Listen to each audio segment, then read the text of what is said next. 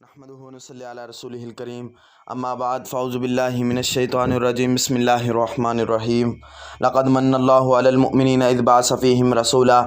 صدق الله العظيم وقال النبي صلى الله عليه وسلم انما بعثت معلما او كما قال عليه الصلاة والسلام۔ کونین کی تخلیق کا مولا تو سبب ہے، کونین کی تخلیق کا مولا تو سبب ہے، اسلام کا مفہوم تیرے در کا ادب ہے، طٰہٰ سے آیا ہے تیری سیرت کا قصیدہ، قرآن میں یاسین تیرا نام و لقب ہے، والضحیٰ کا مطلب تیرے چہرے کی تلاوت، واللیل تو مولا تیری زلفوں کا لقب ہے۔ آج میری تقریر کا عنوان حضور کی آمد مسعود پر ہے۔ سامعین مکرم، ذرا تاریخ کے اوراق کو پلٹیے اور دیکھیے کہ اس دنیا میں حضور کی آمد سے قبل کیا تھا۔ ظلم ہی ظلم تھا، کفر و شرک کا راج تھا، ہر طرف ویرانی ہی ویرانی تھی، حکومت شیطانی تھی، قتل و غار تکبری کا بسیرا تھا، معمولی باتوں پر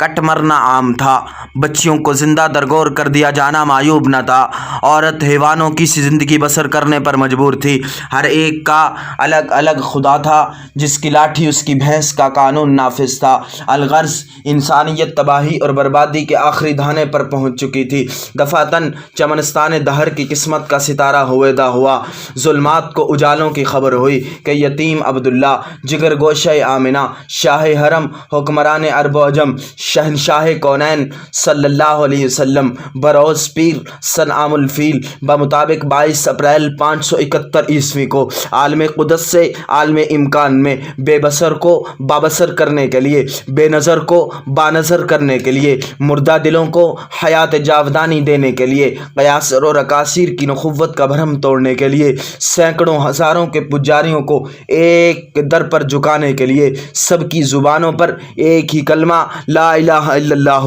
محمد الرسول اللہ جاری کرنے کے لیے، قافلہ نبوت کے آخری مقتدا اور قصر نبوت کے آخری ستون بن کر کے تشریف لے آئے۔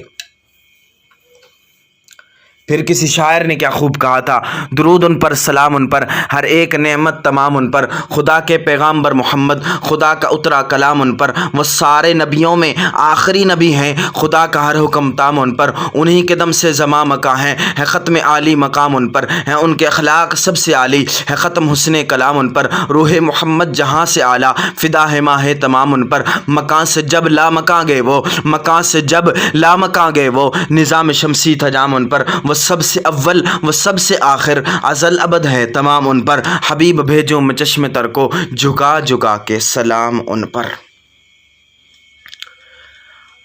تھا کس کو یقین حلیمہ کی یہ گودی کا یتیم، تھا کس کو یقین حلیمہ کی یہ گودی کا یتیم، عرش پر جائے گا معراج کا دھولا ہوگا، شب اسراء انہیں ایک بار جگانے کے لیے، دل جبریل بھی سو جان سے لرزا ہوگا، اور سوچتا ہوں کہ وہ گشت جب اٹھی ہوگی، چاند بھی فلک پہ اس وجد میں تڑپا ہوگا، اور سوچتا ہوں کہ وہ گشت جب اٹھی ہوگی، چاند بھی فلک پہ اس وجد میں تڑپا ہوگا، اور شفاعت کے لیے حشر میں جب آئیں گے حضور، اور شفاعت کے لیے حشر میں جب آئیں گے حضور، حشر ایک اور ہی اس حشر میں برپا ہوگا، اور اسی لیے جنت میں ابد تک ہیں بہار نازک کہ اس نے حجرہ عائشہ کا کہیں خواب سا دیکھا ہوگا۔ وما علینا الا البلاغ۔